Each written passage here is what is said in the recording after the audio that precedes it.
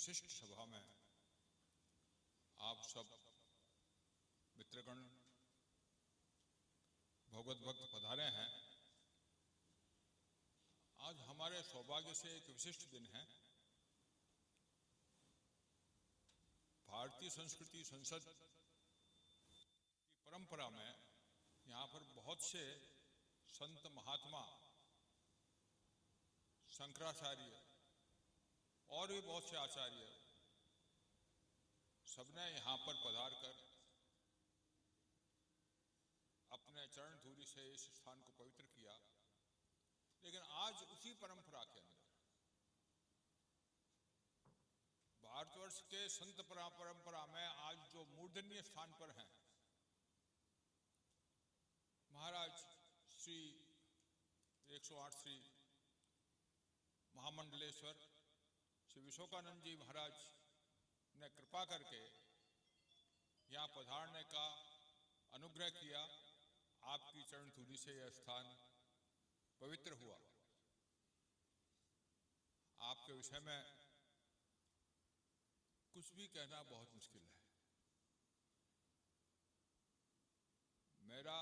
मैं कहाँ प्रयास करूं? सूर्य को दीपक दिखाने के समान है आपके सम्मान में कुछ कहने का। कालिदास ने कहा है ना, का कुथा सूर्य प्रभो वंश अल्प विषया मोमती। तो महाराज जी के संबंध में मैं इनके परिचय में क्या कहूं? पूरा ग्रंथ भर जाएगा।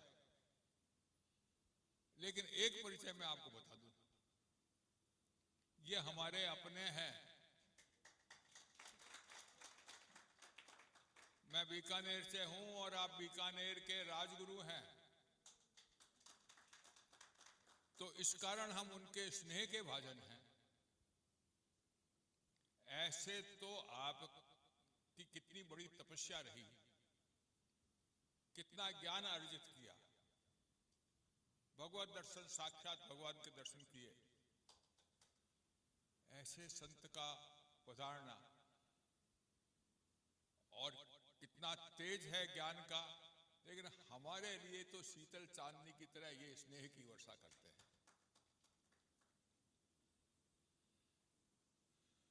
तो हम महाराज जी से सुनेंगे। क्या सुनेंगे? तो हम तो यही कहेंगे कि महाराज जी, आप कृपा करके, हम आपके पास का तो अबाध ज्ञान है।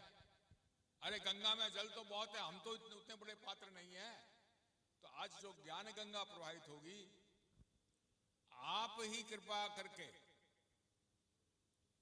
वो अर्जुन ने कहा ना गीता में, कार्पण्य दोषो फहत स्वभाव स्वामी त्वाम धर्म सम्मूढ़ चेता यत् श्रेयस्याद ब्रूहि तन्मे। तो हमारे लिए जो कल्याणकारी हो वो बात हमें तो बता दीजिए आज के इस कलिक काल तमच्छन्न युग के लिए। और आपके मन में कोई जिज्ञासा हो, जिसकी जैसी अल्प बुद्धि रहे, वो बाद में पूछ लेंगे। घंटा भर महाराज जी ज्ञान गंगा से हमको अवगाहित करेंगे और उसके बाद के अंदर आप सब इनसे जो प्रश्न पूछना चाहें आधा घंटा तक वो रखेंगे और हम उसके बाद के हम इनका आनंद लेंगे। इसके बाद के अंदर मैं राजगोपाल जी से कहूंगा कि एक अंग वस्त्र से हम महाराज जी को अपना सम्मान ज्ञापित करें।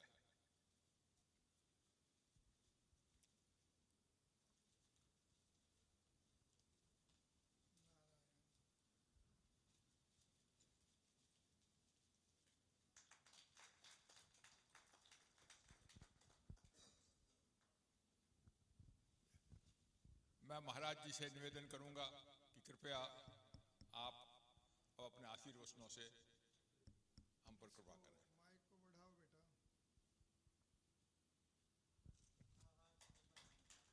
आवाज को बढ़ाओ।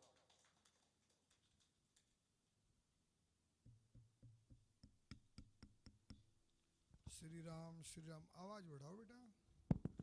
उसमें आनंद आना चाहिए ना। साउंड बनना चाहिए, साउंड नहीं बन रहा। श्री राम और साउंड बनाओ। मेरे पहले माइक का काम भी था, मुंदड़ा जी कहना भूल गए।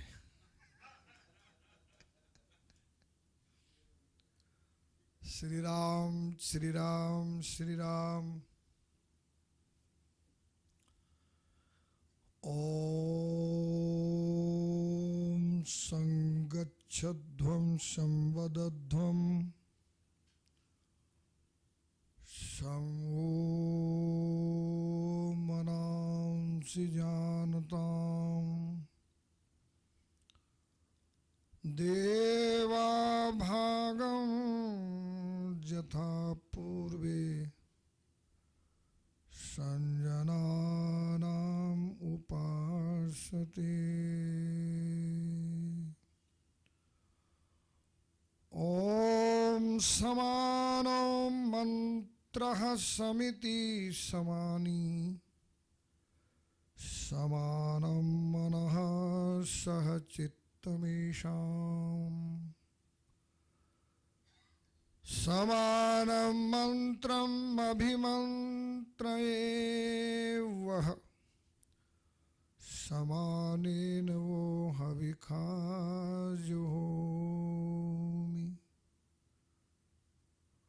ओम शांति शांति शांति। ओम सहनो यशः सहनो ब्रह्मवर्चसम्मा। ओम वयं सर्वे सुवीर्यस्य पतयः स्याम। यस्य स्मरणमात्रेण ज्ञानमुत्पद्यते स्वयं सदैव सर्वसम्पत्तिः तस्मै श्री गुरुवे नमः। भक्ति भक्त भगवंत गुरु चतुर्नाम बपु एक, तो इनके पद वंदन किए नाशत विघ्न अनेक। ओम शांति शांति शांति। शिवोहम शिवोहम सच्चिदानंदोहम शिवोहम।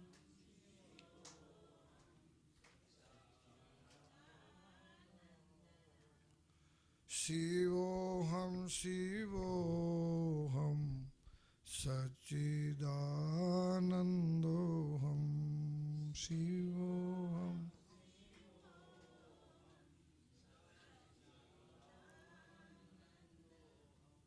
हमारे संपूर्ण अस्तित्व में जो प्रपंचातीत सत्य है उसका ये भजन है, कीर्तन है। को अहम अस्मि, मैं कौन हूँ?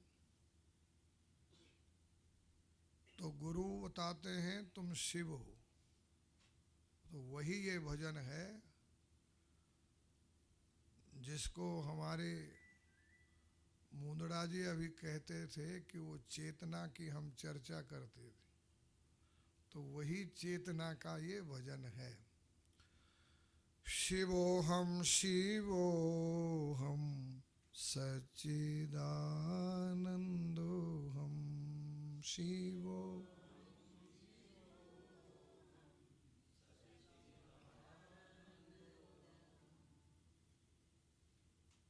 ग्राम्य गीतों को छोड़ के, सिनेमा के गीतों को छोड़ के, संतों की वाणी के साथ में आप वेदांत के इस सार गर्भित संकीर्तन को भी गुनगुनाइए जो हमेशा एक स्वरूप रहता है। सिनेमा की सारी घोषणाएं बदल जाती और उसमें एक ही वाक्य काम आता है, 4 दिन की चांदनी फिर अंधेरी रात। लेकिन हमारा ये जो भजन चेतना से जुड़ा हुआ, स्वरूप से जुड़ा हुआ, परम सत्य से जुड़ा हुआ, इसको भी गुनगुनाया करो। को अहम अस्मि शिवोहम शिवोहम सच्चिदानंदोहम।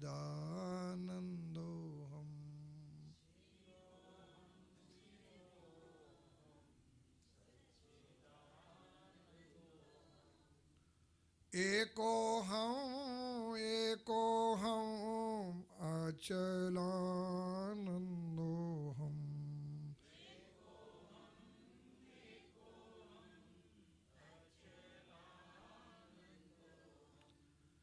एकोहम एकोहम अचलानंदोहम।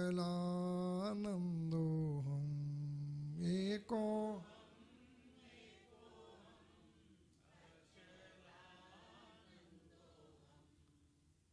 आप समझते हैं,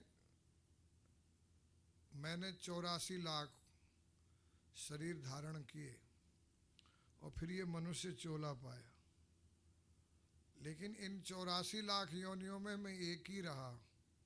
शरीर अनेक रहे, मैं एक रहा। आप भी एक हैं। एक एक का मिलन हो जाए तो वेदांत सार्थक हो गया।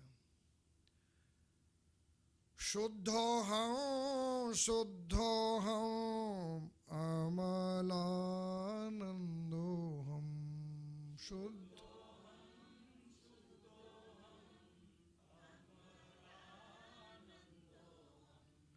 शुद्धोहम शुद्धोहम अमलानंदोहम।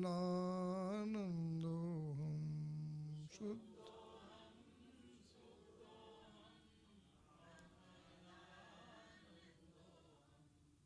शिवोहम शिवोहम सच्चिदानंदोहम।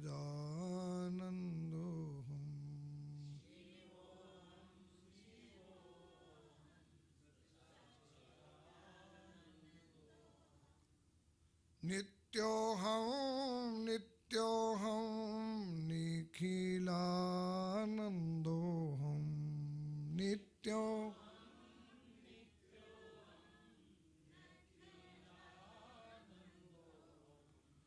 नित्योहम नित्योहम निखिलानंदोहम।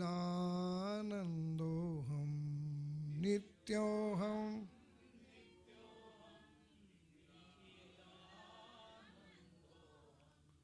शिवोहम शिवोहम सच्चिदानंदोहम।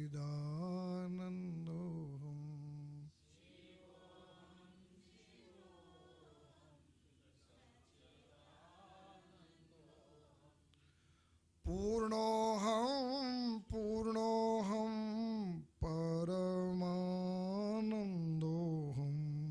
पूर्णो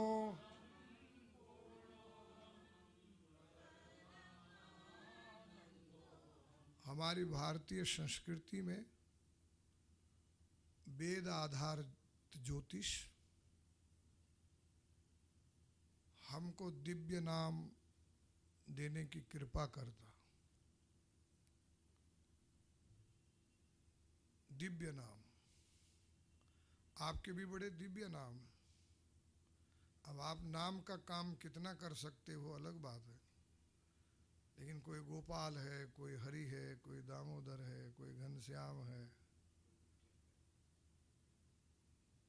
कोई ओंकार भी है। अब नाम को आप कितना संभाल सकते हैं या समझ सकते हैं वो अलग बात है, लेकिन हमारी संस्कृति में बचपन से ही, पैदा होते ही, जब कि आपको होश भी नहीं है मैं कौन हूँ, कहाँ हूँ, क्या हूँ, तभी ज्योतिष आपको दिव्य नाम दे देता है और आप दिव्य नामधारी हो जाते हैं। बचपन में इस शरीर को पूर्णानंद कहते थे और पूर्णमासी की रात्रि को ये जन्म हुआ था। श्रावण पूर्णिमा की रात्रि को, इसलिए पूर्णानंद था। सदगुरु की कृपा हुई और जन्मना कर्मणा चिंतनया पूर्ण होने का प्रयास चल रहा है, पूर्ण समझने का प्रयास चल रहा है। पूर्णोऽहं परमानन्दोऽहं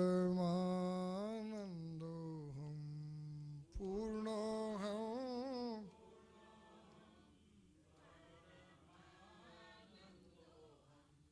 शिवोऽहं शिवोऽहं सच्चिदानन्दोऽहम्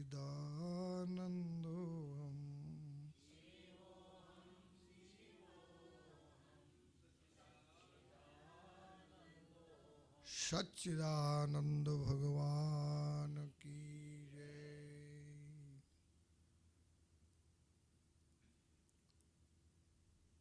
बहुत विस्तार नहीं करते हुए, जैसे कि मुंदड़ा जी ने कहा कि हमारे लिए आवश्यक क्या है,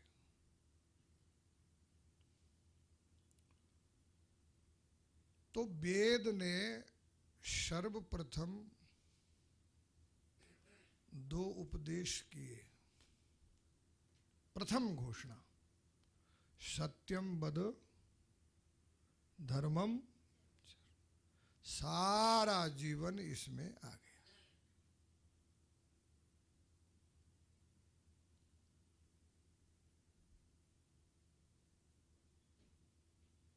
सत्यम वद और धर्मम चर के लिए आज हमको 1,00,000 वेद मंत्र प्राप्त है।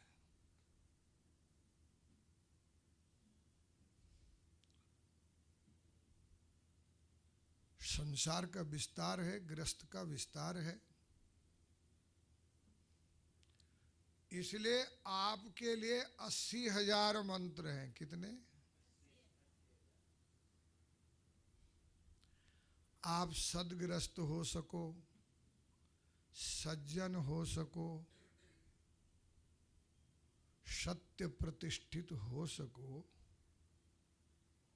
और सत्य में एडमिशन के लिए तैयार हो सको, इसके लिए 80,000 मंत्र हैं।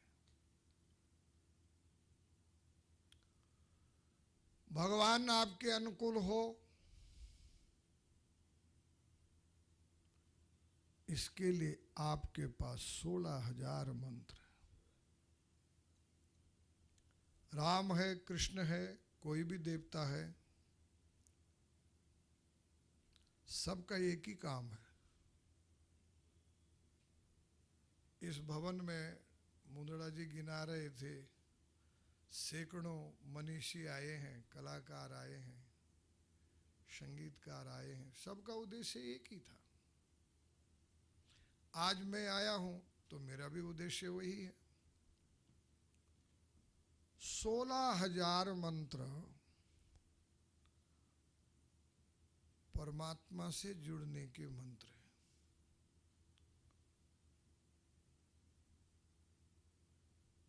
4,000 मंत्र परमात्मा को और अपने को समझने के हैं। उनको औपनिषदी मंत्र बोलते हैं कि भगवान कौन है, हम कौन है। भगवान के मिलने के बाद में भी स्वाध्याय की आवश्यकता है कि आप कौन हैं और हम कौन हैं। तो नर नारायण जो कृष्ण और अर्जुन हैं, वो नर नारायण है। नारायणं नमस्कृत्य नरं चैव नरोत्तमं देवीं सरस्वतीं व्यासं ततो जयमुदीरयेत्। तो कृष्ण सामने खड़े हैं, अर्जुन विषाद में है,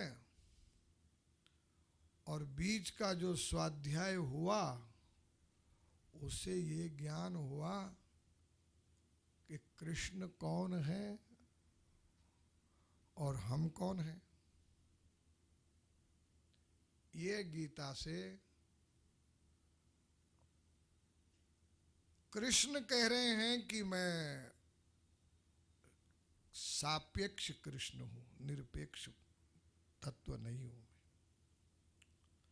आपने विराट का रूप धारण किया, आप कौन है?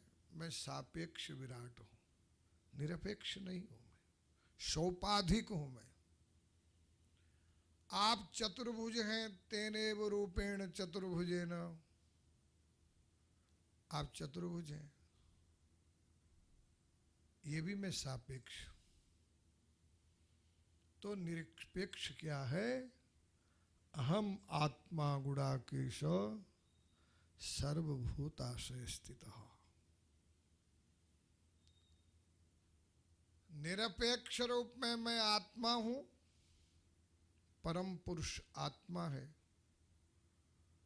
कृष्ण के सामने अर्जुन खड़े हैं, अर्जुन के सामने कृष्ण खड़े हैं, एक दूसरे को देख रहे हैं, लेकिन आज निर्देश कर रहे हैं कृष्ण भगवान, तमेव शरणम गच्छ सर्वभावेन भारत, पुरुषः स पर पार्थ भक्त्या लभ्यते अनन्य। तो औपनिषदी 4000 मंत्र तत्वमसि का विश्लेषण करते हैं कि जो वो सत्य है वो तुम ही हो। लेकिन सत्यम वद और धर्मम चर, अब आपके सामने जो है धर्म आ रहा है, मेरी चिंतना कहती है कर्म हाथी है। कर्म क्या है? इधर उधर जाता रहता है, और धर्म उसके सिर पर अंकुश है। धर्म क्या है? कर्म क्या है? हाथी जैसा विशाल है, और धर्म उसके ऊपर अंकुश है। अगर अंकुश होगा तो हाथी सही दिशा की यात्रा कराएगा। इसी प्रकार से आप जानते हैं घोड़े में लगाम है, चाबुक है, बैल की नाथी हुई है, दोरडी पड़ी है। बेटा सभी लोग जो है मोबाइल स्विच ऑफ रखना, नहीं तो आपका कोई ना कोई प्यारा घर से बोल पड़ेगा।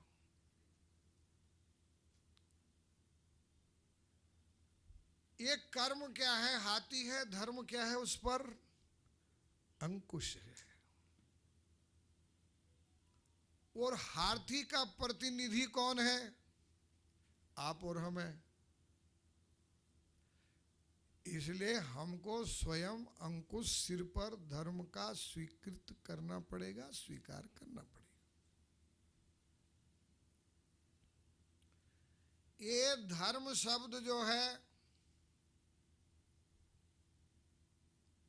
करपात्री जी के समय में, वामदेव जी के समय में, माधवाचार्य जी के समय में, जब मैं उनका सोल्जर सिपाही था, पहले मैं उनका रंग रूट रहा, उसके बाद शास्त्रार्थ में शामिल हुआ तो मैं सोल्जर सिपाही रहा, और मेरे कमांडरों की अध्यक्षता में गुरुकुल कांगड़ी के वाइस चांसलर हमारे गुरुदेव प्रोफेसर, उनके साथ जब शास्त्रार्थ हुआ मेरठ में, तो हमने वो शास्त्रार्थ मेरे पूज्य जनों के साथ जीता है। उसके बाद कोई बड़ा शास्त्रार्थ नहीं हुए, छोटे छोटे शास्त्रार्थ हमारे साथ चलते रहे। तो उस समय पर जो है सनातन धर्म के प्रति उनकी जो भावना थी बहुत संकीर्ण थी। लेकिन हम अपने मंच से धर्म की व्याख्या करते थे। धर्म के तीन कार्य हैं, तीन अर्थ हैं। पहले तो वो धर्म जो है इस लोक की उन्नति के लिए परिभाषित है। इन लोगों में उन्नति होना कि नहीं होना?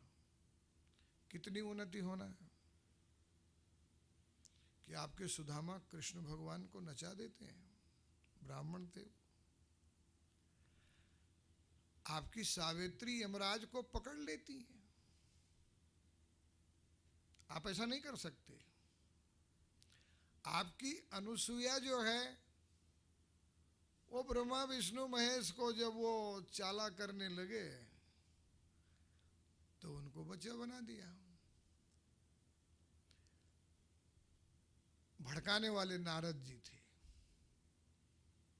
खा पी के गए अनुसुईया के यहाँ, पेट फुला के तिलक उलक लगा के चादर दे दी माई ने, जाओ। तो सीधे पहुंचे सरस्वती के यहाँ, बोले माँ जी प्रणाम, कि आशीर्वाद, बेटा कहाँ से आए हो? अभी नारद जी। बोले मैं अनुसुईया के यहाँ से आया हूँ। और क्या खीर पूरी मालपुआ खिलाया, मैं मस्त हो गया, दक्षिणा दी, चादर उठाई, और मेरे पर ऐसी नारी, ऐसी सती मैंने कभी नहीं देखी कि हमसे भी। बोले माफ करना, आप उनके बराबर नहीं आती हैं, बस नारायण नारायण आने चल पड़े, भड़का दिया। अब गए लक्ष्मी के यहाँ, वहाँ भी वही। अब गए पार्वती जी के यहाँ, वहाँ भी वही। और शाम को जब तीनों देवता अपने कार्यों से निवृत्त होके आए तो सब कोप भवन में तीनों। बोले आप तो हमारी प्रशंसा करते थे, लेकिन आज तो नारद ने नया रहस्य खोला कि मर्त्यलोक में एक ऐसी नारी है जिनके हम बराबर नहीं है। तो ये क्या है? बराबर नहीं है, नहीं हम बराबर। उसकी परीक्षा लो, तीनों जाओ और उसका रिकॉर्ड खत्म करो, नहीं तो ये बाबा नारद दुनिया में घूमता फिरेगा, बताता फिरेगा। तो तीनों चले गए, अब बाबा हो गए। हमारे अखाड़ों के नागा हो गए। अन्नपूर्णे सदापूर्णे शंकर प्राणवल्लभी ज्ञान वैराग्य विद्यार्थम भिक्षाम देहि पार्वती भिक्षाम देहि माता। बोले अच्छा अच्छा अभी लाती हूं। वो तो पूर्ण थी, पूर्णा थी वो तो। बोले ऐसा नहीं, जब हम बंधन रहित हैं, निर्वस्त्र हैं, तो आपको भी वैसे होना पड़ेगा। तो हम भिक्षा लेंगे, बंधनकारी की भिक्षा हम नहीं लेते हैं। अच्छा, तो हम भी निर्वस्त्र भिक्षा ले आए तुम्हारे लिए। तो चलो पहले तुम मुन्ना हो जाओ बच्चे। अब छोटे बच्चे के सामने माता पिता क्या वस्त्र और क्या नंगे, और छोटा बस बालक भी माता पिता के सामने क्या वस्त्र और क्या नंगा, वहां तो कोई पर्दा है ही नहीं। तो छोटे छोटे गैया, छोटे छोटे ग्वाल, छोटे से हमारे ब्रह्मा विष्णु महेश लाल, म्याऊं म्याऊं म्याऊं। बोले रो मत, ढोले बना दी। और ढोले बनाने के बाद में दूध पिला दिया, उनमें रख दिया। अब संध्या बंदन करके जब आए आतरी ऋषि, बोले ये जो बच्चे हैं ये कहाँ से आए? जब मैं गया था तब तो नहीं थे। अरे बोले हम लोगों के ऐसे ही होते हैं, फूंक मारी बच्चे हो गए। आज मैं वो रहस्य भी आपको बताऊंगा, और हम आप क्यों मिल रहे हैं। ये मेरे पूज्यपाद करपात्र जी का दिया प्रसाद है। वो व्याख्या करते थे कि जिस प्रकार से भारत सरकार है, भारत सरकार के 4 विभाग हैं अधिकार की। सर्वोच्च अधिकार राष्ट्रपति के पास है, सेकंड अधिकार दूसरा प्रधानमंत्री के पास, तीसरा अधिकार मुख्यमंत्री के पास, चौथा अधिकार प्रधान के पास है, ग्राम प्रधान है उसके पास भी अधिकार है। तो इसका विभाजन वो कैसे करते थे कि जो भगवान है उनके साथ में आह्लादनी शक्ति रहती है, वो दिखाई नहीं देती लेकिन अवतार काल में दिखाई देती है। क्योंकि जब भगवान अवतार काल में आते हैं और उनको कर्म उपासना भक्ति सिखानी होती है तो मर्त्य लोक को मिलेगा नहीं कोई, इसलिए उन्होंने अपनी सती को अपने से अलग किया और दुनिया को ये बताया कि मेरे पास अगर आना हो, मेरे से अगर मिलना हो, मेरे साथ रहना हो तो सती की तरह आओ, मेरी आह्लादनी की तरह आओ, उसके तरह सहन करो। और उसके बाद में ये विचित्र संसार बनाया जिसे वैज्ञानिक भी लाभ ले रहे हैं। ये बताइए, ये एसी बना दिया उन्होंने, ये बिजली बना दी उन्होंने, वो लाभ ले रहे हैं। खम वायु अग्निम सलिलम महिष्य ज्योतिषि सत्वानि दिशद्रुमादीन सरित समुद्राश्च हरे शरीरम यत्किंच भूत प्रणमे धनन्य। एक उनकी महामाया, एक तो आह्लादनी है, एक महामाया जिसने ये वैचित्र संसार बनाया। तीसरी माया उनकी योग माया है। तीसरी माया कौन सी है? योग माया। वो योग माया संतों का और भगवंतों का कार्य करती। बहुत सारी कथाएं, इतना में जाएंगे, कभी समय मिलेगा तो वो भी सुनाएंगे, नरसिंह मेहता को भी सुनाएंगे, नानक को भी सुनाएंगे, तुलसीदास को भी सुनाएंगे। थोड़ा तुलसीदास को याद कर लेते हैं कि जा रहे हैं खेत में, एक माई का, किसान का मृत्यु हो गई, उसकी सांप काट गया और संत तुलसी को देख करके वो आशान्वित हुई कि ये संत को मैं आवाहन करूं कि आइए मेरा पति मर गया।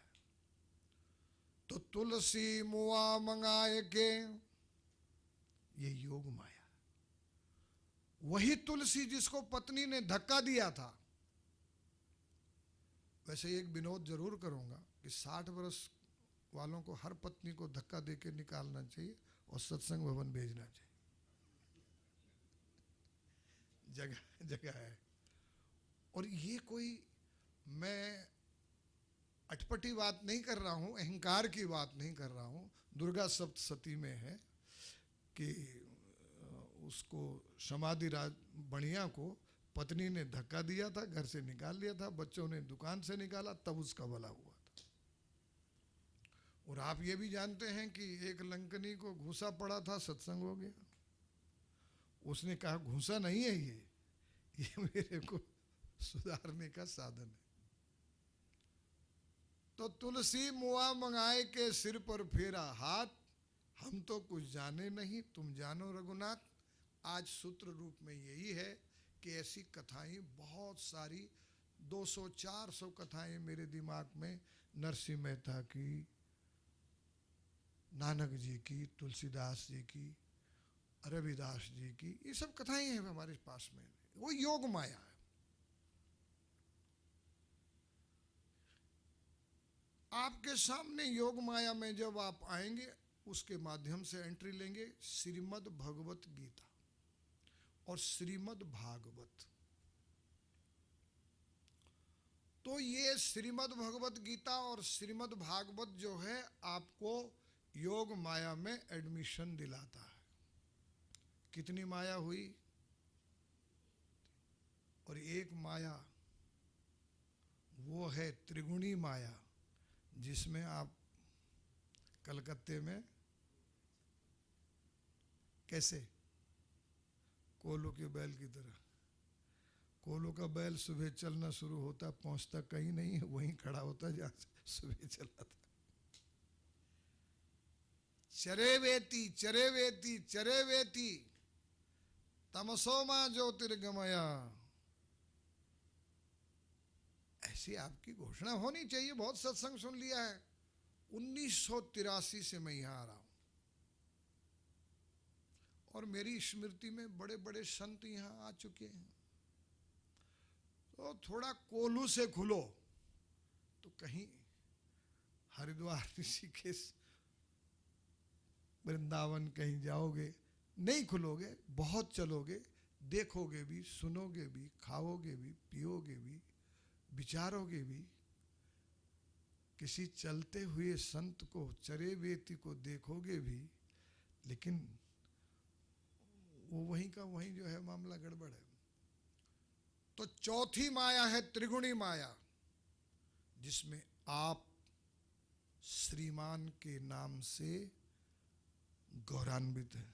गौरान्वित का होना ताकि आप नाराज न हो मेरे से। आप श्रीमान हैं। जो नारी के साथ में है, स्त्री के साथ में है, वो श्रीमान है।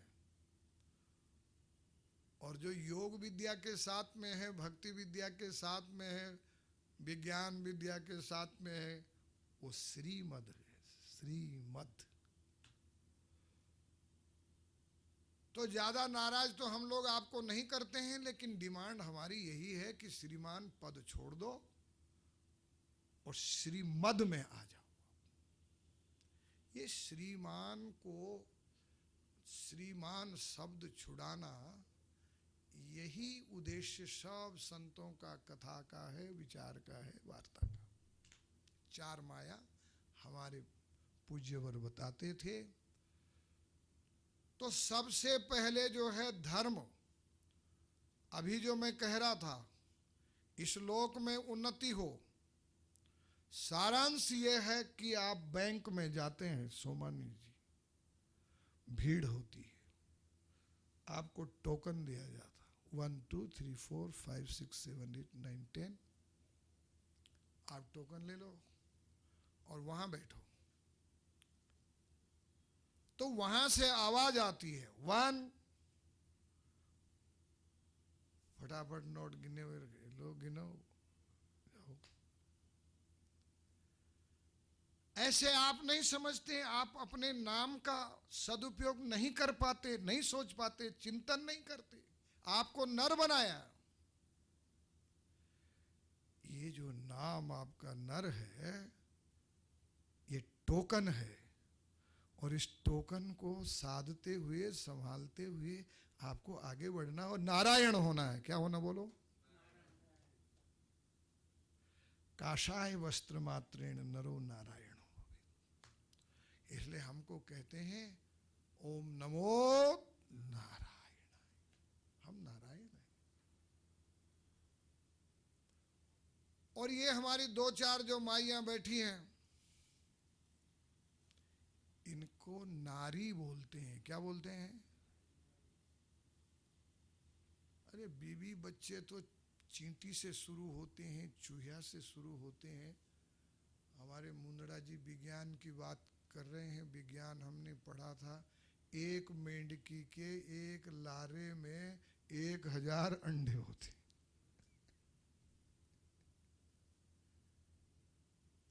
बीवी बच्चे, बीवी बच्चे, बीवी बच्चे, बीवी बच्चे, बीवी बच्चे। किसी बंदरिया को नारी नहीं बोला, उसको टोकन नहीं दिया। इनको टोकन दिया नारी। और नारी का विकास करते हुए इनको नारायणी होना है। क्या होना बोलो? बस, अब ज्यादा क्या बोलेंगे? लौकिक उन्नति यही है कि आप नारायणी बने। लेकिन आश्चर्य है, जहां नरसिंह गिरी जी, महेश गिरी जी, महेशानंद जी, कृष्णानंद जी, पुण्यानंद जी, राम सुखदास जी, दयानंद जी, विवेकानंद जी, रामकृष्ण परमहंस जिस धरती पे हुए और मारवाड़ से आके मेरे लोगों ने यहाँ पर अपना जीवन चलाया, वो आज 80 वर्ष का बुढ़ा बुढ़िया को कह रहा है आज करवा चौथ है, थने ठाह को है कि नहीं है करवा चौथ है आज, तो कहीं करा करवा चौथ ऊपर मेहंदी लगाओ, फिर वो डोकरी मेहंदी लगाती है, अब्बे मैं कुकर लागू हूँ। ये धर्म नहीं है सनातन धर्म, ये उम्र ये बताने की नहीं, कुछ करके बताने की। इसलिए इस लोक में उन्नति हो, अब परलोक में सद्गति हो। अभी एक सब्जेक्ट मैंने चला रखा और वो सब्जेक्ट है परलोक में सद्गति कैसे होगी। आप गीता उठाइए, अगर किसी के जीवन में गीता है तो उसके जीवन में संसार नहीं है, और यदि किसी के जीवन में संसार है तो उसके जीवन में गीता नहीं। पार्थाया प्रतिबोधिताम भगवता नारायणेन स्वयं व्यासेन ग्रथिता पुराण मुनिना मध्ये महाभारतम अद्वैतामृत वर्षणिम भगवतीम अष्टादश अध्यायिनीम मम मां मम अम त्वाम अनुसंधामी। मां मैं आपको ढूंढ रहा हूं, खोज रहा हूं, पाना चाहता हूं। ऐसी तूने मेरी क्या विशेषता देखी बेटे कि तू मेरे को ढूंढ रहा है। एक छोटा बच्चा भी ढूंढता है, सुने आकाश में मां आवाज लगाता है, मां दौड़ के आती है, उसको देती, मैं मां आपको ढूंढ रहा हूं। बोले बेटा क्यों ढूंढ रहा है, क्या जरूरत पड़ी कि आप ऐसी शुगर की जैसी दवा हो कि आप अगर मिल जाए तो संसार के मल का सफाया हो जाए। आप अच्छी जगह रह रहे हैं, कलकत्ता में रह रहे हैं, एसी में रह रहे हैं, बंगले में रह रहे हैं, बढ़िया पलंग है आपका, 10 बाई 10 का पलंग है, बहुत अच्छी बात है। लेकिन अगर आप कृष्ण से अपना विचार मिलाएंगे और किसी बाबा जी से पूछेंगे हमारे जैसे से कि बाबा जी मैं कहाँ रह रहा हूँ, मेरी जगह आपको पसंद है जहां मैं रह रहा हूं? नो, बिल्कुल हमको पसंद नहीं। जो कृष्ण को पसंद नहीं वो हमको पसंद नहीं, जो राम को पसंद नहीं वो हमको पसंद नहीं, जो शिव को पसंद नहीं वो हमको पसंद नहीं। आप कहां रह रहे हैं? ये सत्संग है, ये हॉस्पिटल है, ये जांच की जगह है। इस समय आपके सामने एक वैद्य बैठा हुआ है, आप रह रहे हैं मल के गटर में, कुएं में रह रहे हैं। ऐसा मैं नहीं कहता हूं। मल निर्मोचनम पुंसाम जल स्नानम दिने दिने सकृत गीतांब से स्नानम संसार मलनाशनम। ये संसार परिवार मल है, मल। आपकी इस जगह पर बहुत सत्संग हो चुके, विचार हो चुके हैं। इस संसार को कारागार भी कहा, क्या बोला है बताओ? नहीं कहा है क्या? कोई हरियाणा का बैठा है कि नहीं? यहां वो हरियाणा का बैठा है उधर, वो देखो। इस दुनिया कारागार से मेरी कद सिरियाई होगी। आ गया हरियाणा का मौका। अरे कद सिरियाई होगी गुरु जी, कद मेरी रिहाई होगी। इस दुनिया कारागार से मेरी कद सिरियाई होगी।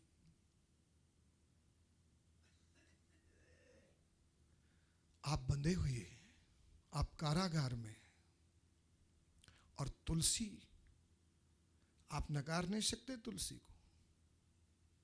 उनके पास एक व्यक्ति गया,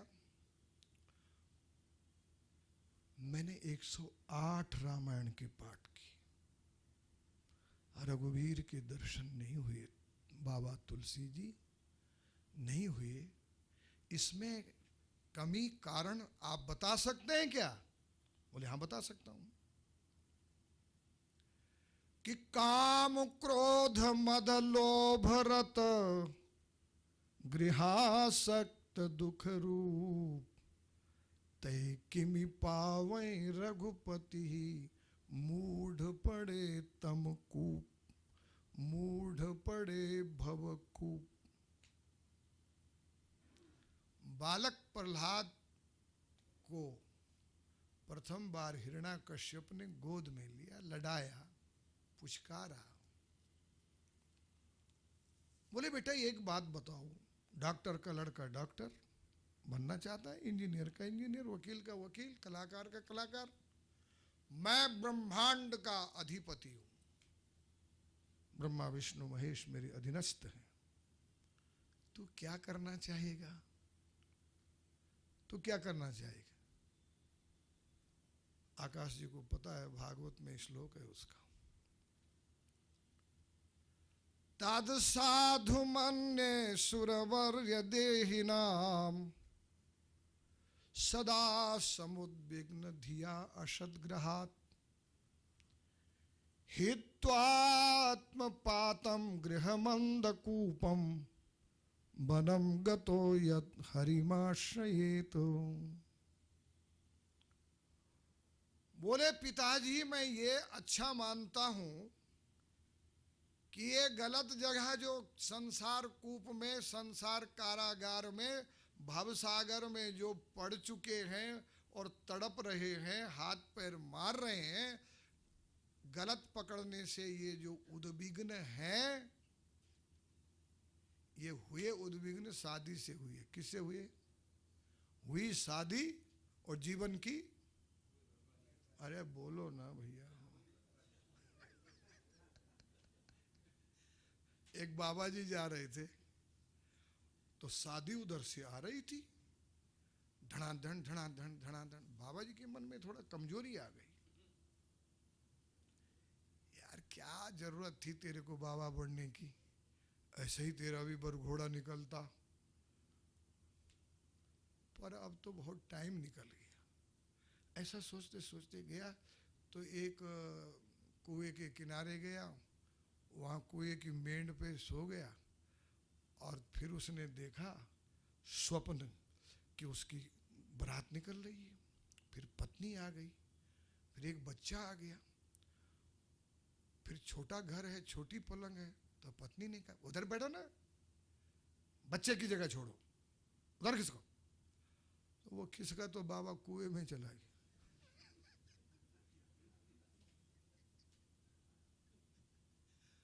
अब वहां था पीपल का झाड़, बूटे होते हैं कुएं में लगे हुए, उन्हें वो पकड़ा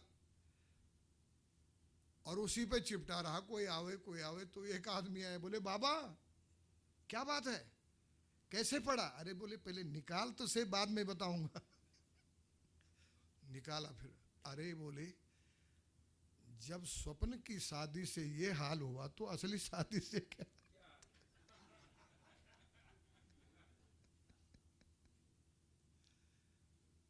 तो वहां पर प्रहलाद कह रहे हैं हित्वात्म पातम गृहमंद कूपम।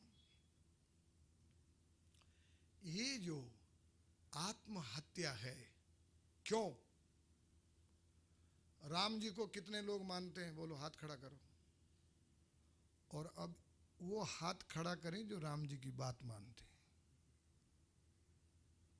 ना, आई एम जज, sometime here I am judge and my judgment last judgment। कोई राम की बात, राम को मानते हैं, मंदिर भी बनवा लिया, घर में भी दिव्य मूर्ति है, स्वर्ण मूर्ति है, लेकिन राम जी की बात नहीं मानी है आपने। क्यों नहीं मानी? कि आप अगर राम जी की बात मानते तो आज आप भी भवकूप में नहीं होते। देहा धरे कहाँ यह फल भाई, देह धरे कहाँ यह फल भाई, भजिए राम सब काम बिगाई। आप राम को मानते पर राम की बात नहीं मानी आपने, इसलिए आपने सब काम पकड़ लिए। अच्छा बोलो, छोड़ो उस बात को, केवल 60 वर्ष वाले तब नहीं मान सके, आज तो मानो सब कुछ छोड़ के मेरे साथ हो लो। और मेरे पास में इंडिया में 72 ब्रांच है, हरिद्वार में 300 कमरे, सोमेश्वर में, श्रीयंत्रम में, और मेरी कंपनी भी है, संन्यास कंपनी। अभी कितने मंडलेश्वर बना दिए मैंने, मौज कर रहे हैं मेरी कंपनी में। मेरी कंपनी आपको विश्वास दिलाती है कि आपको एसी वाला रूम मिलेगा, गाड़ी मिलेगी, 5 लाख में जमा कर दूंगा। इसको नहीं, पुरुषोत्तम को, ये तो 50 लाख मांग रहा है।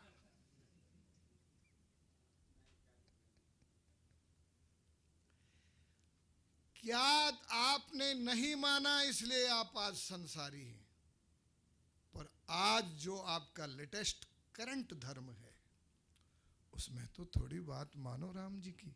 भजो भजी राम सब काम भी आए, कृष्ण की बात। विहाय कामान सर्वान पुमाश्चरति निष्प्रह, निर्ममो निरअहंकारो शशांतिम अधिगच्छति। ये कृष्ण का आदेश है। और शिव जी का क्या आदेश है, इससे भी और आगे। उमा कहूँ मैं अनुभव अपना, उमा कहूँ मैं अनुभव अपना, सत हरि भजन जगत सब सपना। किसकी बात मानी? मिल गई हमको, सस्ते में मिल गई है। आप जानते हैं, बोलिए, बीच में प्रश्न भी होगा, मैं भी प्रश्न करूं। मिनी सन्यास की चर्चा कहां है? मिनी सन्यास, योर मिनी सन्यास एंड माई सुपर सन्यास। मिनी सन्यास की चर्चा कहां है बताइए आप। गीता में 3 अध्याय से लेके 5वें अध्याय तक मिनी सन्यास की तैयारी की चर्चा है। इसलिए आप खोलो गीता को, कर्म सन्यास नामो 5वां अध्याय। यानी आपका कर्म सन्यास 5वें अध्याय तक होना चाहिए, और उसके बाद आप वानप्रस्थ कहो या योग कहो, 6ठे अध्याय से योग शुरू हो जाता है।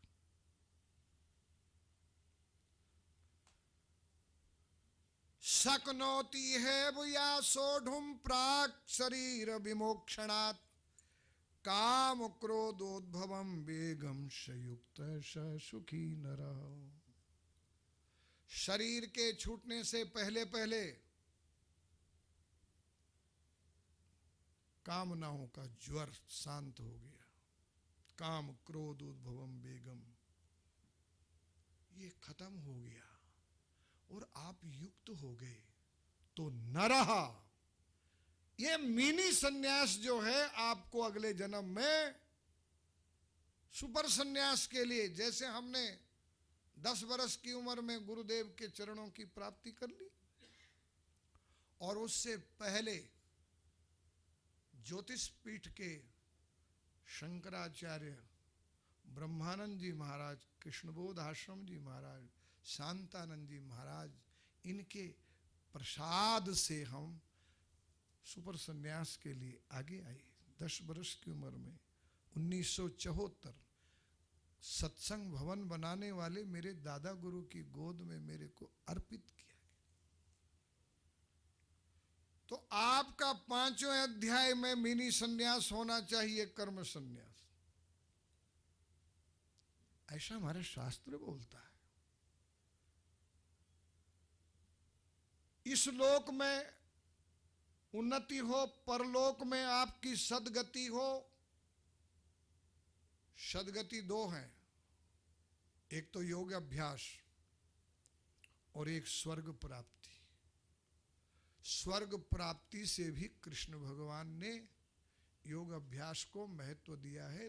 ते तम भुक्त्वा स्वर्गलोकम विशालम क्षीणे पुण्य मर्त्यलोकम विशंति एवं त्रयी धर्म मनु प्रपन्ना गता गता काम कामा। परलोक में जो है क्या हो,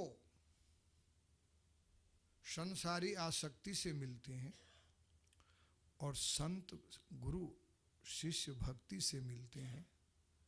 अब बताइए आप, मेरे गुरुदेव जी ढाका में शरीर पैदा हुआ, कौन सी जगह है, मैमन सिंहपुर, क्या नैनन सिंहपुर, मैमन सिंहपुर में हुए, कलकत्ता पढ़े, और कहां से मैं नाद से घिरता घिरता गुरुदेव के चरणों में आया। मेरे गुरुदेव कहते थे ये मेरी फिक्स डिपॉजिट है। मेरे गुरुदेव मेरे लिए रोए, मैं उनके लिए रोया। अभी मैंने पत्रिका दिखाई, मेरे गुरुदेव ने उसमें लिखा है कि बीकानेर मेरे नाम पर जरूरत थी, इसलिए मैंने तेरे को बीकानेर का अधिकार दिया है। लेकिन आज संन्यास आश्रम एलिस ब्रिज, जो बहुत बड़ी नर्सरी है, डोंगरे जी भी वहीं का पौधा है, कृष्ण शंकर शास्त्री, नरहरि, नाथुराम शास्त्री, ये सारे वहाँ की पौधे। तो महाराज जी ने लिखा है, तेरी सेवा की सुगंध में संन्यास आश्रम में अनुभव करता हूँ। सारी डिग्रियां हमारी उसमें खत्म, एक डिग्री रह गई कि गुरु प्रसन्न हो गए।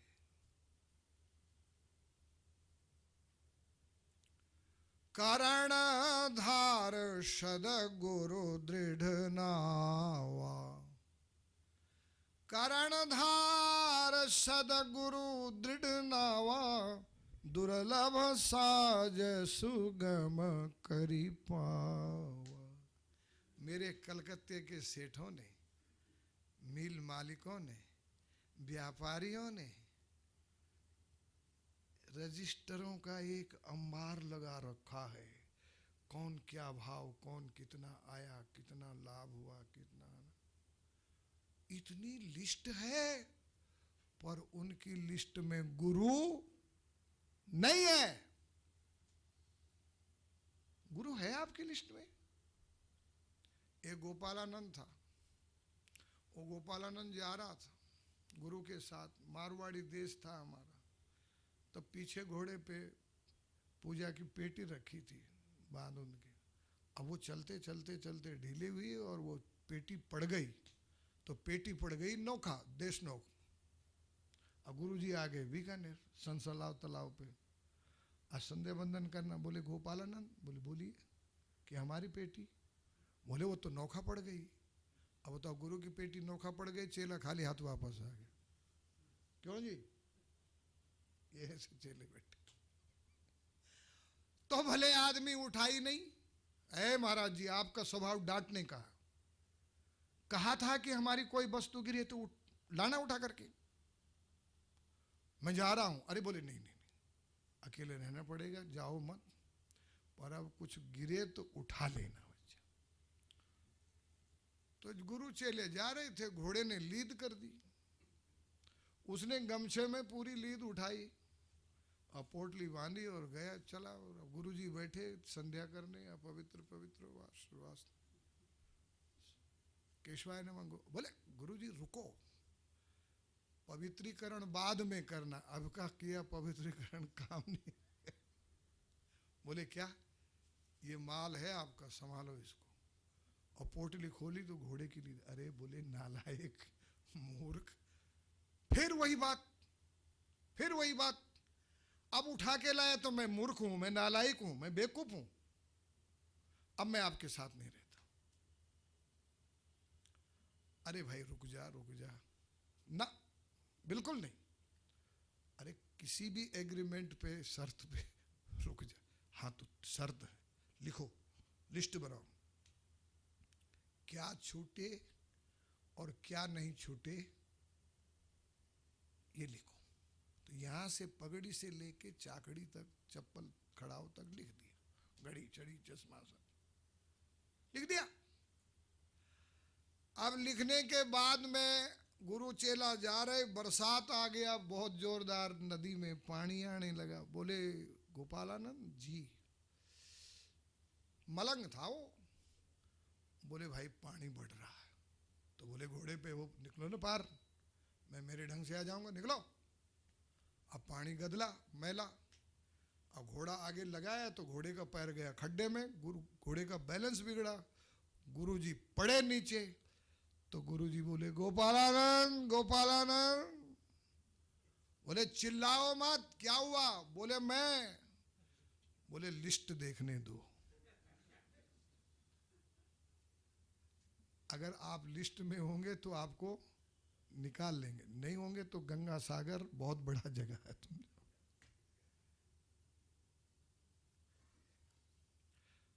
मुंदड़ा जी, मैंने एक बात पूछी समाज से कि लड़की की शादी हो जाए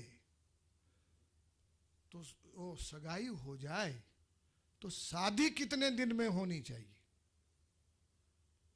मैंने ही कह दिया, मैंने कहा भाई लड़की की सगाई हो जाए, तुम क्यों कष्ट करती हो, मैं ही कह देता हूं, अब बोल ही तो रहा हूं। तो मैंने कहा कि लड़की की शादी हो जाए तो कम से कम सगाई हो जाए तो सगाई के बाद में सोमानी जी 30-40 वर्ष के अंतर्गत में तो शादी हो जानी चाहिए। कितने बरस है जी? आहा,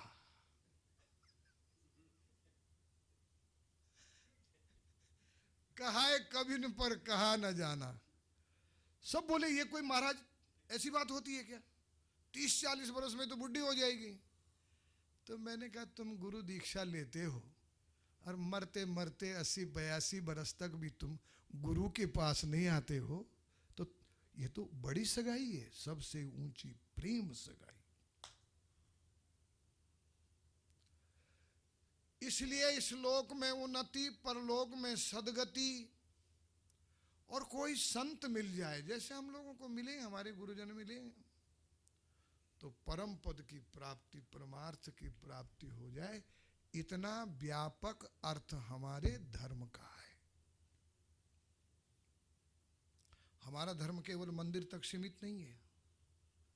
दिल्ली के आर्य समाज के रामलाल महाशय ने मेरे से पूछा कि आपका संघर्ष चलता रहता है, आप ये बताइए कि इसके पीछे आपका चिंतन क्या? मैंने कहा चिंतन ये है कि आर्य समाज ने जो बात बाद में कहनी थी वो पहले कह दी,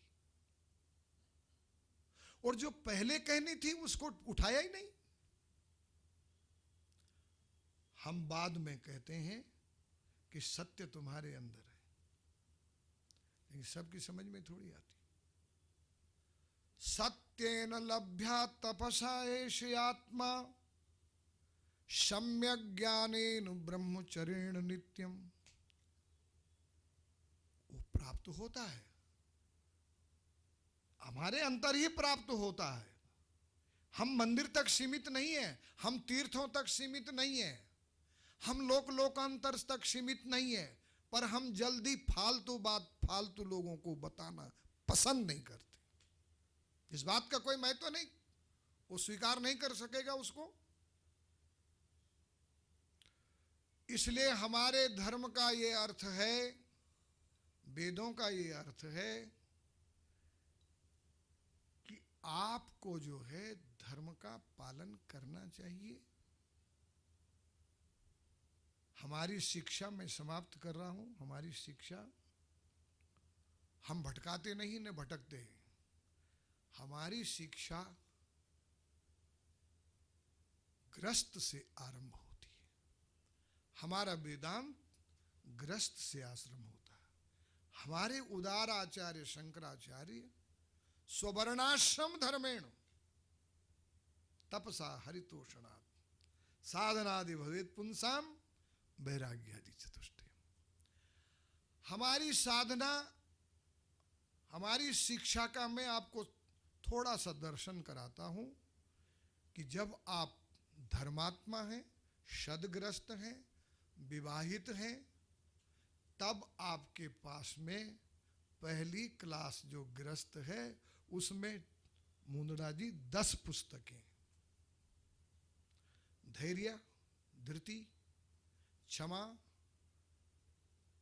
पत्नी के साथ में भजन करना, नमस्तेयम चोरी नहीं करना, शोचम इंद्रिय निग्रह, धीर विद्या, सत्यम क्रोधम, दशकम गृहस्थ लक्षण।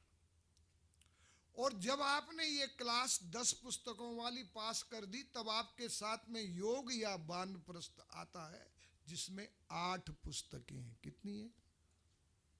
8 पुस्तकें। यम, नियम, आसन, प्राणायाम, प्रत्याहार, धारणा, ध्यान, समाधि। जब आपने ये पास कर लिया, एक और बात बीच में कहता हूं,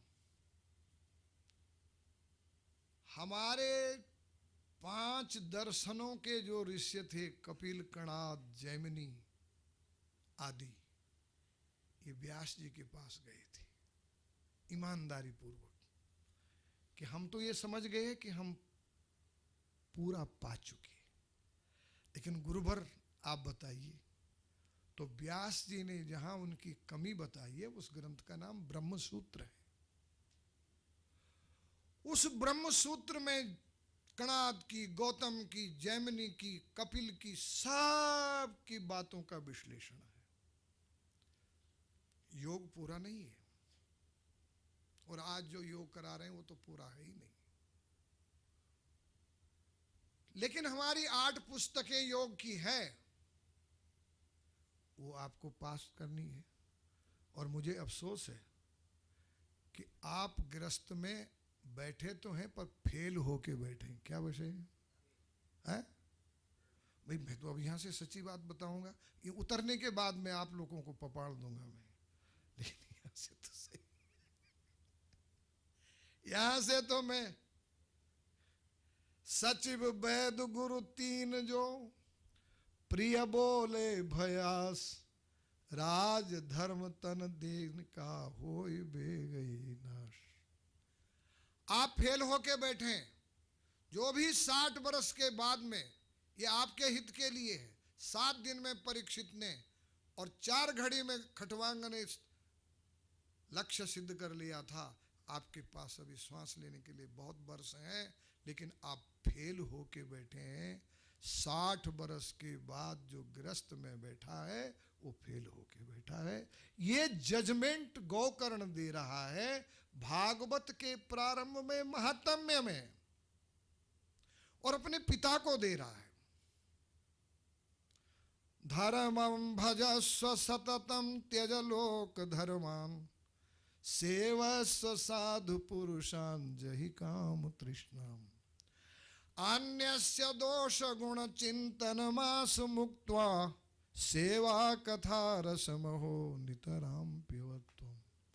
गृहस्थ में आप फेल होके बैठे हैं, 10 पुस्तकें आप पास नहीं कर पाए।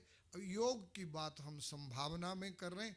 8 चोपड़ी पुस्तक योग की है, और वो पूरी हो गई तो 9 पुस्तक भक्ति की हैं। कितनी है? 9 पुस्तक। श्रवणम, कीर्तनम, विष्णु स्मरणम, पाद सेवनम, एक ही जीवन में इतनी शिक्षा है। अर्चनम, वंदनम, दास्यम, सख्यम, आत्मनिवेदनम। और जहां हम हैं आपके सामने सन्यासी, अब इस लास्ट जीवन में हमारे पास 7 पुस्तकें। ज्ञान भूमि शुभेच्छा स्यात्, प्रथमा समुदाहृता विचारणा, द्वितीया स्यात्, तृतीया तनुमानसा, सत्वापत्ति, चतुर्थी स्यात्, पंचमी अशंसात्मिका, पदार्थ भावनी षष्ठी सप्तमी तुर्यगा स्मृता।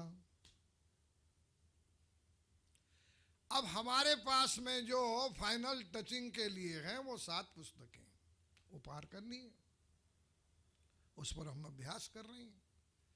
इसलिए सज्जनों, अंतिम बात ये है कि जो जहां है बीती ताई विसार दे, और आगे वर्तमान में जो करंट धर्म है उसका अनुपालन करो, चल पड़ो, उसको आचरण में लाओ, उसको व्यवहार में लाओ। इस प्रकार से जो है हमारा सत्यम व धर्मम चर, कर्मकांड, उपासना कांड, ज्ञान कांड, ये बातें समझाई गई हैं जो सारांश में मैंने कही। अब आप लोग जो हैं कुछ पूछ सकते हैं। पहली बात तो हमारे आकाश की है, कल इन्होंने कहा था सुम निसुम की बात, और इन्होंने शंका की थी कि 28वां कलयुग है, तो वहां बोला गया है कि 28वां कलयुग में होगा, लेकिन 28वें कलयुग में तो कल की अवतार होगा। इसलिए मैंने थोड़ा इनसे कल वो चर्चा नहीं की थी। मैंने कहा फिर बताऊंगा, बेटा इस संसार में, इस सृष्टि में 28 सतयुग हो गए, 28 त्रेता हो चुकी। जब 28वां द्वापर आया तब नंद गोप गृहे जाता यशोदा गर्भ संभवा। तो वो द्वापर के 28वें युग की चर्चा है। और कोई प्रश्न करो, आप जो जचे आप पूछ सकते हैं। जैसा कि कहा है मुंदड़ा जी ने,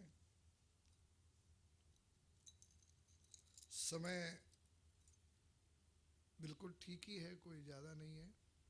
8:10 होने जा रहे हैं। आपका कोई प्रश्न है? अच्छा, एक बात और है मुंदड़ा जी, प्रश्न शंका जो है 2 को नहीं होती। एक तो अति ज्ञानी को नहीं होती है, और दूसरी मैं नहीं कहूंगा अपने मुख से,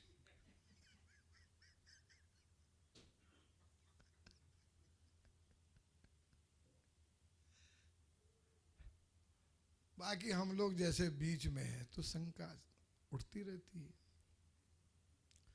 तो आप पूछ सकते हैं जो आपके मन में उपासना के लिए, पूजा के लिए, कर्म के लिए, भक्ति के लिए, ज्ञान के लिए कोई भाव हो तो आप।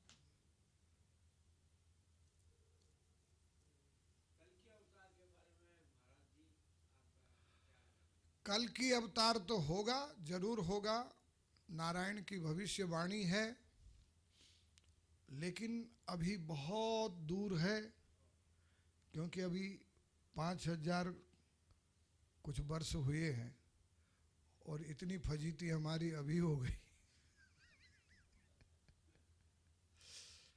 कल की अवतार ऐसा होगा कि उसको नियंत्रण करने में भगवान को ज़्यादा समय नहीं लगेगा, क्योंकि हम बहुत सारे लोग पशु योनि में निकल चुके होंगे और जनसंख्या धीरे धीरे खत्म हो जाएगी। मनुष्य चने के डाल पे भी चींटी की तरह चढ़ेगा, इतना उसका ह्रास हो जाएगा, और सभी की प्रवृत्ति पशुता की तरफ होगी। और आगे सतयुग आएगा, क्योंकि बहुत दुर्लभ लोग वहाँ होंगे, घी सस्ता होगा, तेल सस्ता होगा, सब सस्ता होगा, थोड़ी सृष्टि होगी। जैसे सतयुग में, आगे सतयुग आए ना, तो सतयुग में कहाँ सृष्टि थी, थोड़ी थोड़ी सृष्टि थी, सारी समृद्धि थी, सब सत्य पर आधारित थे। तब कल की अवतार होगा और भगवान जो है नियंत्रण करेंगे। हमारे करपात्र जी कहा करते थे, हमारी बात मानोगे तो भी हमारा लाभ है, तो लाभ है हमारा, हमारी बात नहीं मानोगे तो भी लाभ है। तो बोले आपकी बात मानेंगे लाभ है, नहीं मानेंगे तब लाभ कैसे आपका, क्योंकि आप सब तो पशु हो जाएंगे और घास खाएंगे।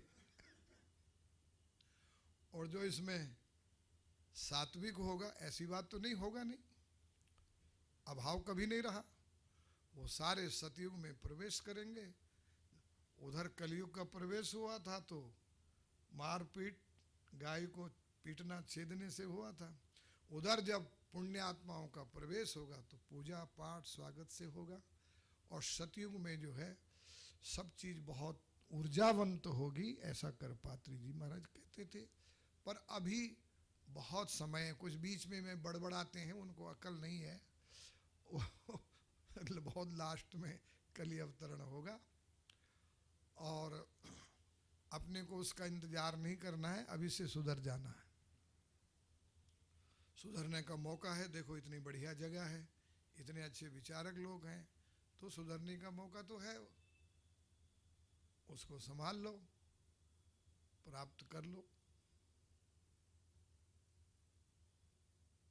और कोई बोलेगा?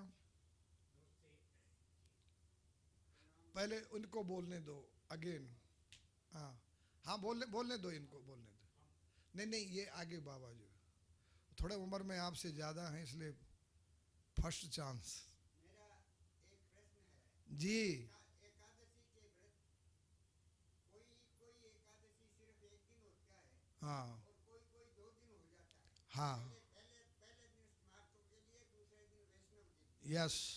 तो ऐसा कौन सा करना चाहिए, कौन सा सही करना, पहले दिन या दूसरे दिन? देखो, जो शिव को मानते हैं वो पहले दिन करे, जो वैष्णव विष्णु को मानते हैं वो दूसरे दिन करे। वैष्णव के लिए एक, इस बार जो निर्जल एकादशी गई है, वो तो जो है ना, हाँ, कर्म से, हाँ पहले सुन ली। हाँ हाँ एक तिथि, कोई भी तिथि होती है वो हम उदया तिथि मानते हैं। हाँ उदया तिथि, एक एकादशी, इस बार निर्जल एकादशी जो गई है वो शुक्रवार को उदया तिथि थी, हाँ। और शनिवार को उदय होने के पहले ही वो खत्म हो गई।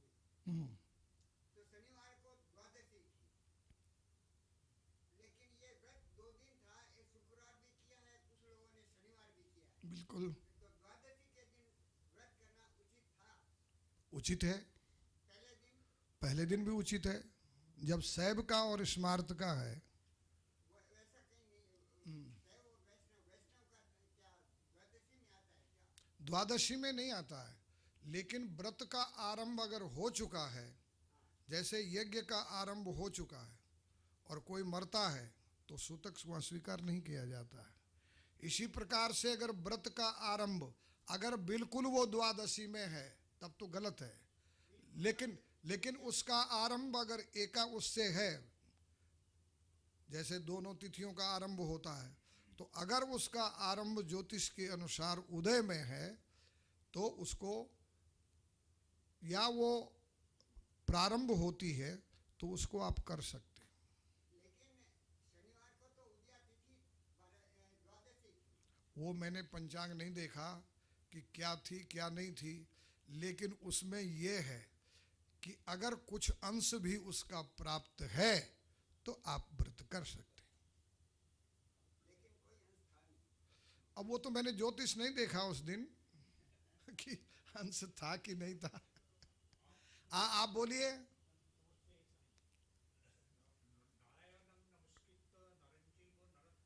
हाँ हाँ, जय, ऐसा है कि बानरों ने राम जी का साथ क्यों किया था और राम जी ने बानरों का साथ क्यों किया था?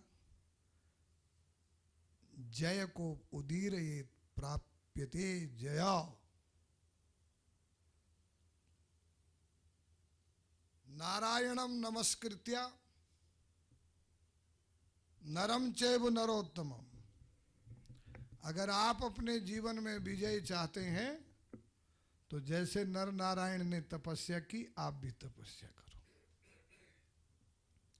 अगर आप अपने जीवन में विजय चाहते हैं तो सरस्वती की तरह आप सत्व गुण का अर्जन करो। और अगर आप अपने जीवन में विजय चाहते हैं तो व्यास जी की तरह अचतुर बदनो ब्रह्मा द्विबाहोर परो हरिहि अभाल लोचन शंभु साक्षात बादरायण।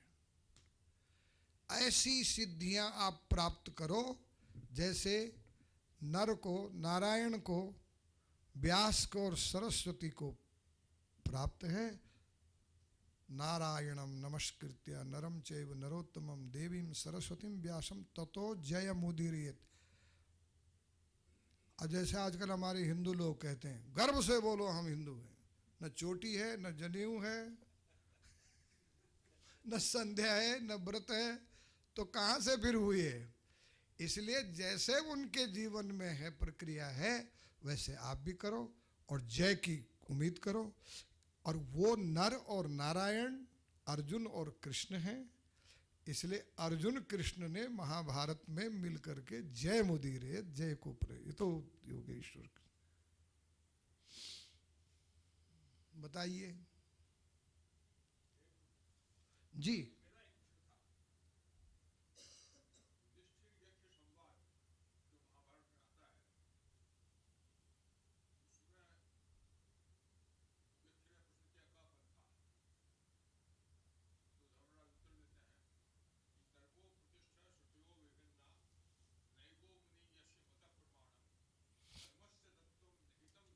महाजनो ये न गतोष। हाँ,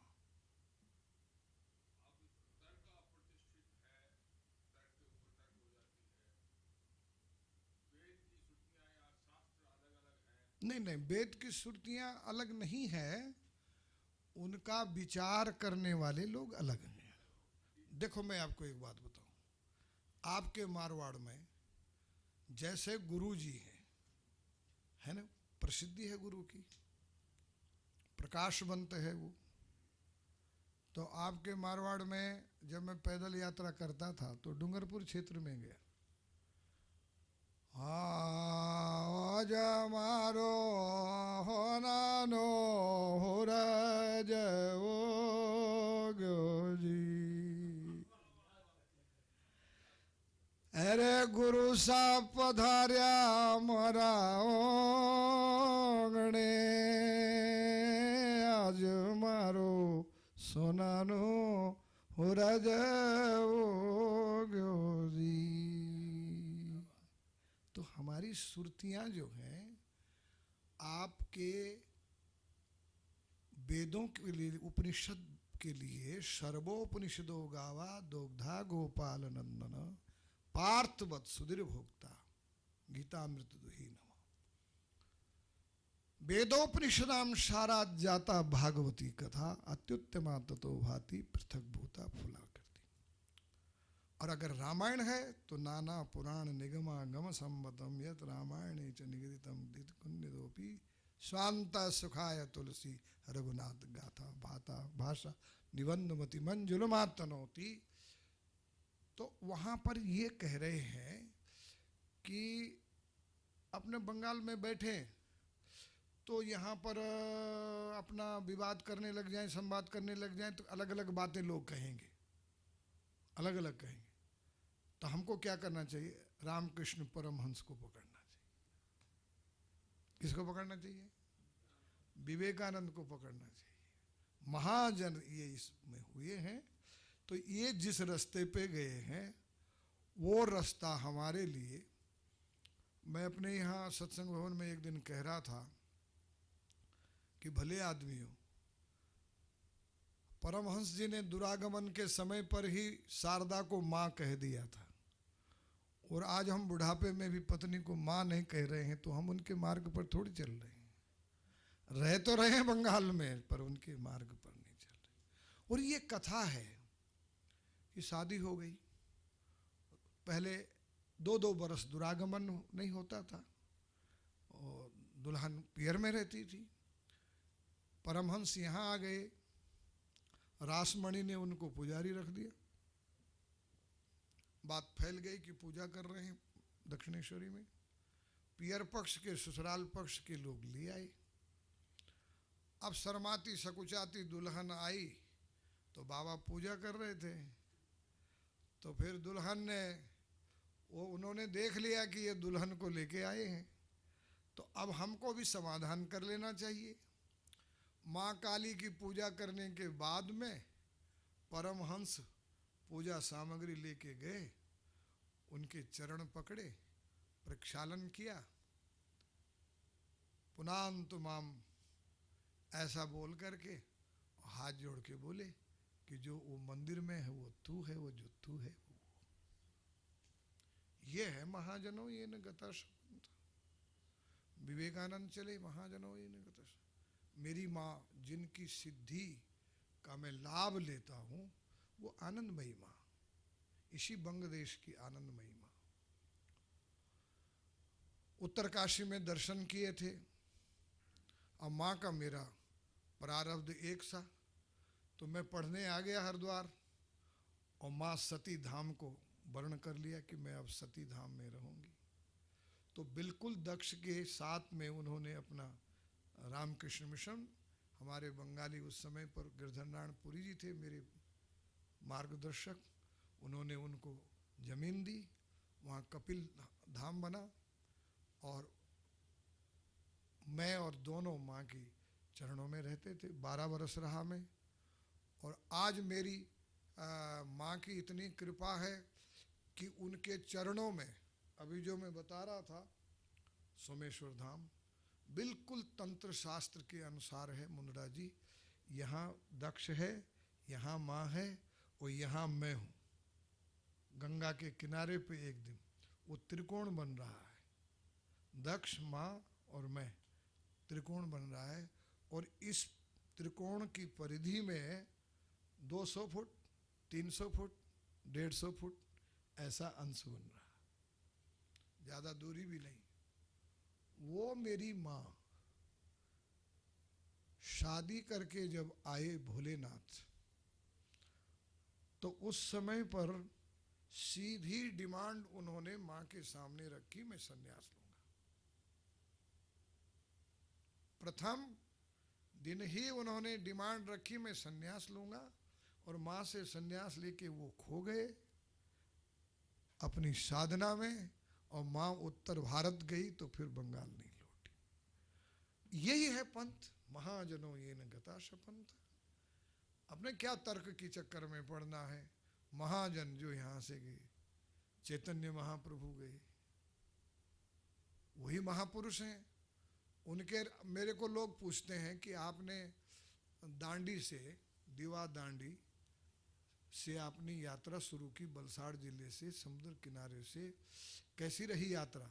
मैंने कहा जैसे मैंने रखी वो मैं लिख देता हूँ कि मैं कैसे चला, और वैसे आप भी करो और कोलायत पहुँच जाओ तो आपको अनुभव हो जाता कि ये कैसी हुई है यात्रा। महाजनों ये न गता शपंथ। शंकराचार्य जी जिस पद पर चले हैं, रामानुजाचार्य जी जिस पद पर चले हैं, आप उस पद पर चलिए। जब आप आगे जाएंगे तो विश्लेषण अपने आप होते चले जाएंगे।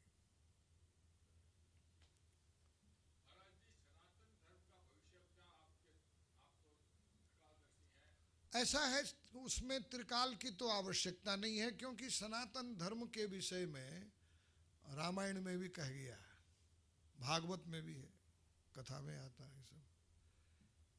ये धीरे धीरे सनातन धर्म जो है वर्ण संकरता को ग्रहण कर रहा,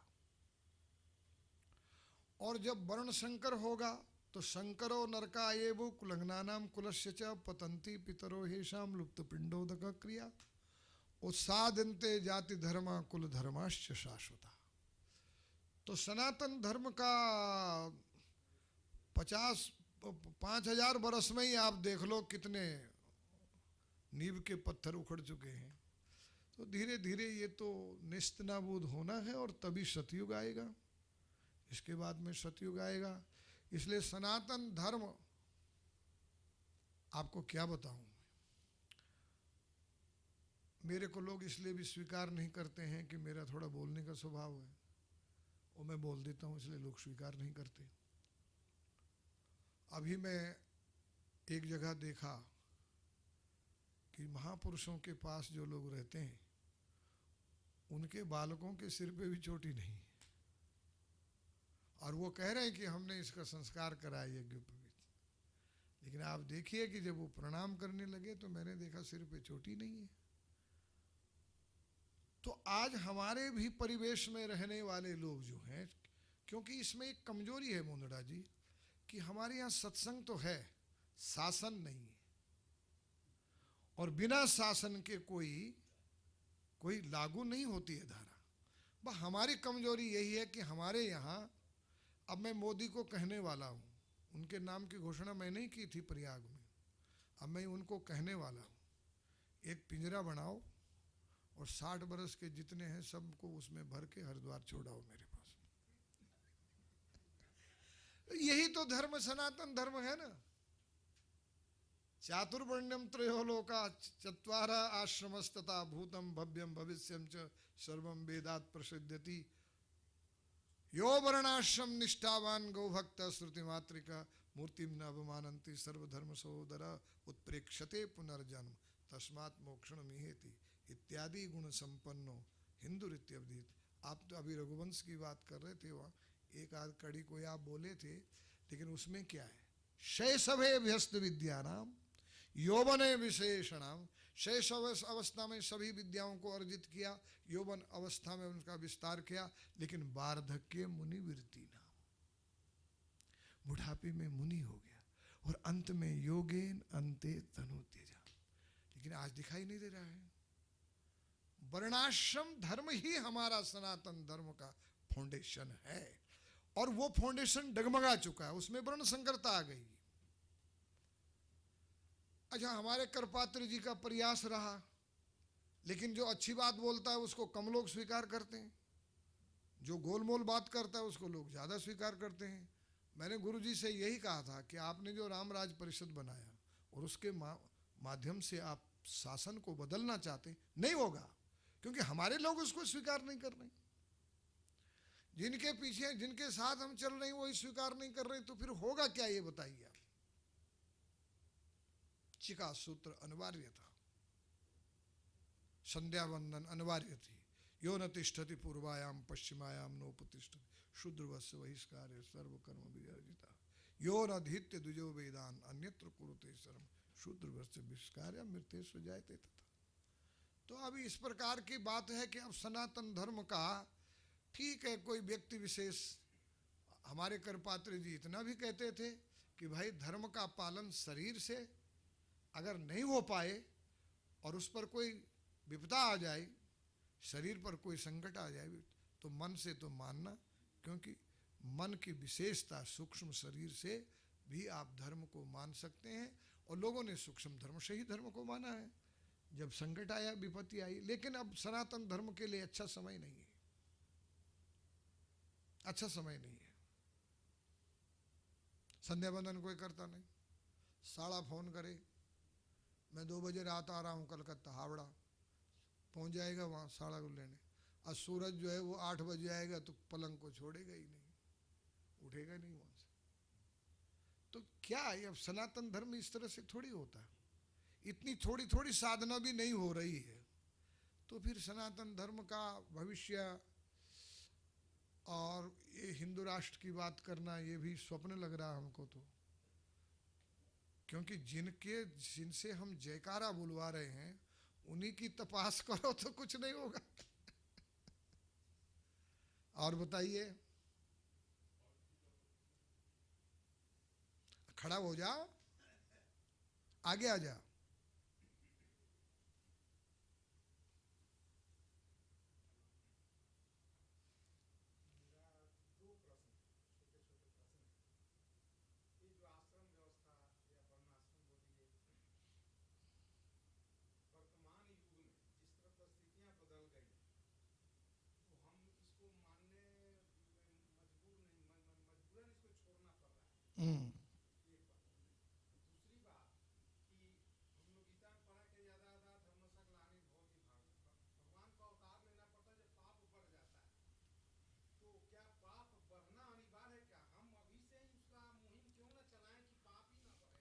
अब आपका सुनो, आपका प्रश्न का उत्तर आपकी बात में ही है।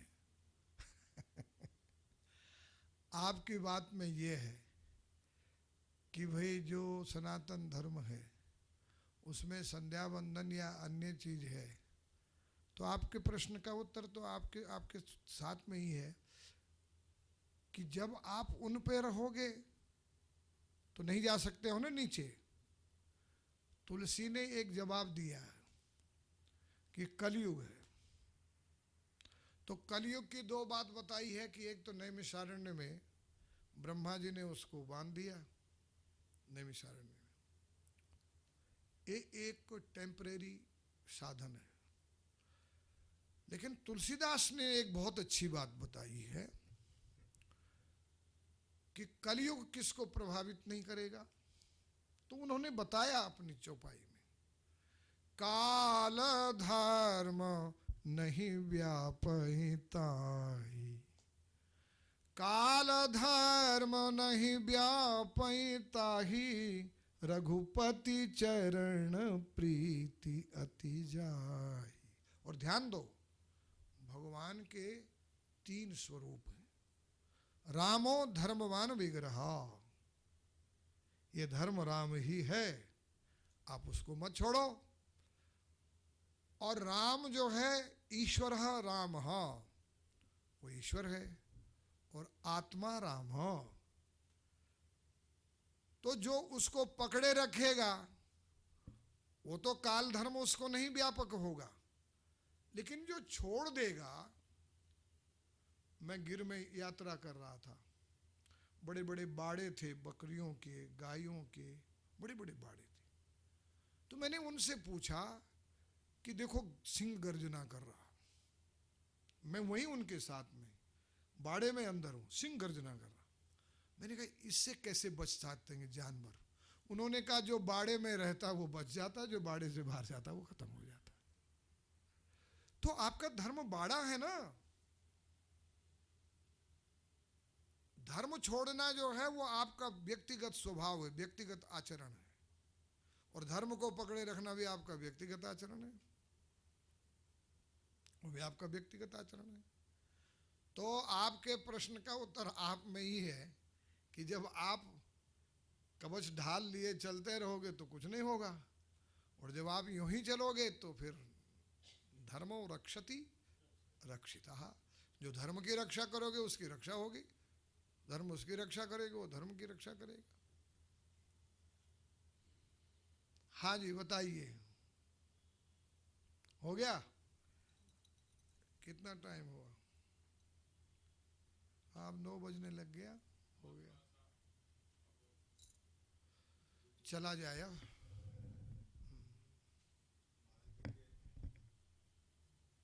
महाराज जी के हमें आशीर्वाद।